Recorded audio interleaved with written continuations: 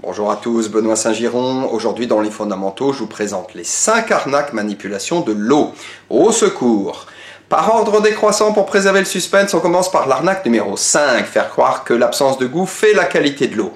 Bon, c'est clair que si l'eau a un goût de chlore, ce sera infect, mais admettons que l'eau n'ait pas mauvais goût. Connaissez-vous beaucoup de personnes qui arrivent à boire leur 1,5 litre d'eau par jour, ce qui est recommandé?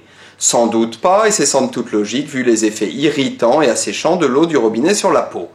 L'eau traitée est en effet oxydée et l'organisme, qui n'est normalement pas sadomaso, eh bien il n'en veut pas de l'oxydation. Bref, on ne se force à boire, on ne boit pas assez, et si on ne boit pas assez, vu que les molécules d'eau représentent plus de 99% des molécules d'un corps humain, eh bien on finit par tomber malade, ce qui est toujours excellent pour le business. Arnaque numéro 4, corollaire de ce qui précède. Faire croire que l'eau du robinet est d'excellente qualité. Bon, ça en dépit du marketing des distributeurs d'eau et du rabâchage des pouvoirs publics, on n'est pas si naïf et on y croit de moins en moins.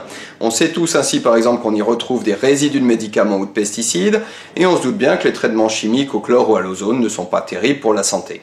Mais bon, il ne faudrait pas non plus trop se plaindre parce qu'à l'échelle du monde, on reste privilégié. Notre eau, au moins, elle est potable, elle est disponible partout, elle n'est pas chère. C'est donc globalement une excellente base de travail pour l'améliorer et la rendre véritablement biocompatible. Arnaque numéro 3, faire croire que les eaux en bouteille sont la panacée. Alors ça, et à part quelques autres sources, c'est vraiment du marketing foutage de gueule. Car on retrouve aussi dans les eaux minérales en bouteille des résidus chimiques, il y a le plastique, et il y a surtout généralement beaucoup trop de minéraux.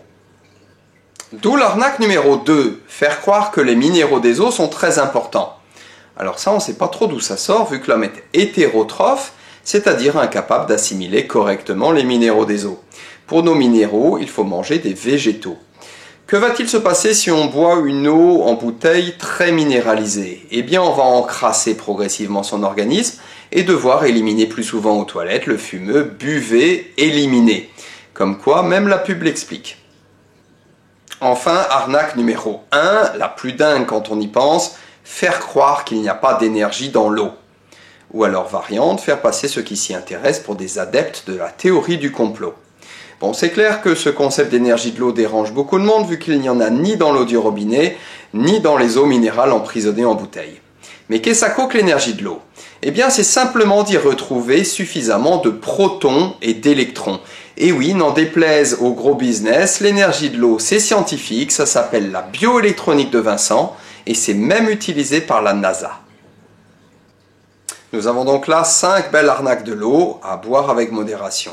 Qu'allons-nous en faire? Nous avons le choix. Nous pouvons continuer à nous faire encrasser et manipuler, ou bien nous pouvons nous renseigner, faire circuler l'information et progressivement changer les choses. Quand on pense qu'il suffirait que les gens n'achètent pas pour que ça ne se vende pas, disait le grand philosophe Coluche. Voilà, merci d'avance de votre implication et à bientôt malheureusement pour de nouvelles arnaques.